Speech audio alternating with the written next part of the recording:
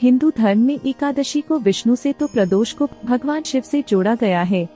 हालांकि ऐसा जरूरी नहीं होता है, आपका इष्ट कोई भी आप यह दोनों ही व्रत रख सकते हैं।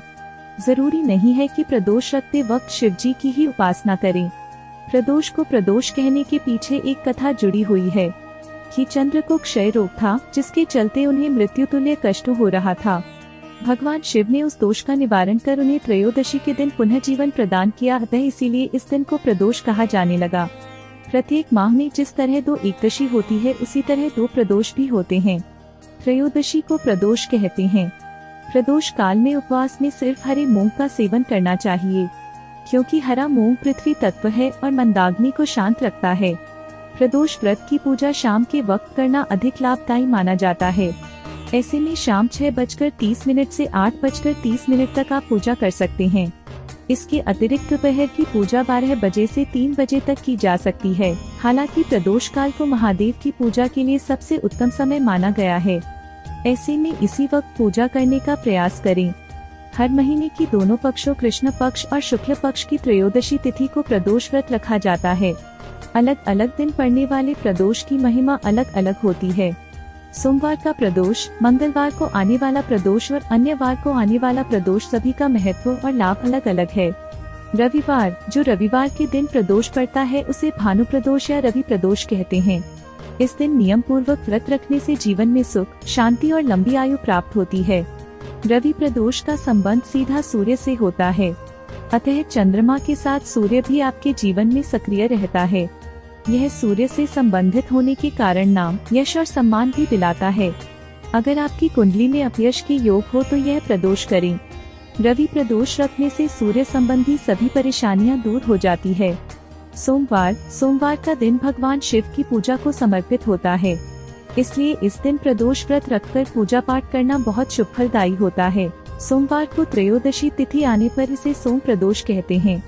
यह व्रत रखने से इच्छा अनुसार फल प्राप्ति होती है। जिसका चंद्र खराब असर दे रहा है, उनको तो यह प्रदोष जरूर नियम पूर्वक रखना चाहिए, जिससे जीवन में शांति बनी रहेगी। अक्सर लोग संतान प्राप्ति के लिए यह व्रत रखते हैं। मंगलवार को आने वाले इस प्रदोष को भौम प्रदोष कहते हैं। इस दिन स्वास्थ्य संबंधी तरह की समस्याओं से मुक्ति पाई जा सकती है।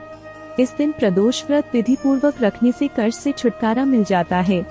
इस व्रत के करने से मनुष्य सभी पापों व रोगों से मुक्त हो जाता है, इसमें किसी प्रकार का संशय नहीं है। बुधवार, इस दिन को आने वाले प्रदोष को सौम्यवारा प्रदोष भी कहा जाता है। ये शिक्षा एवं ज्ञान प्राप्ति के लिए किया जाता है। साथ ही यह जिस भी तरह की मनोकामना लेकर किया जाए उसे भी पूर्ण करता है। यदि आप में इष्ट प्राप्ति की इच्छा है तो यह प्रदोष जरूर रखें। बुध प्रदोष व्रत जो भी साधक अपने जीवन में रखता है, उसके जीवन के संकट दूर हो जाती है। इसके साथ ही उसके जीवन में सुख शांति का वास होता है और सुख समृद्धि का आगमन होता है। इसके अलावा बुध प्रदोष व्रत ग्रह दोषों से मुक्ति के लिए भी रखा जाता है। गुरुवार, इस गुरुवारा प्रदोष कहते हैं।